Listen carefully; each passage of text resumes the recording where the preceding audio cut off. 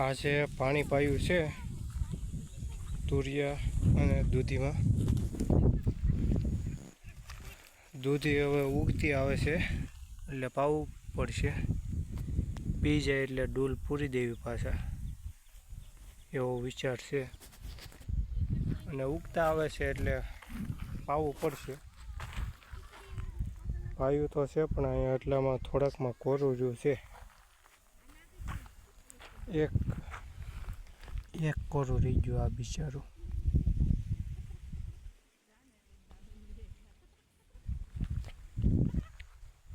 અહીંયા સુધી દૂધી છે 4 પાળામાં.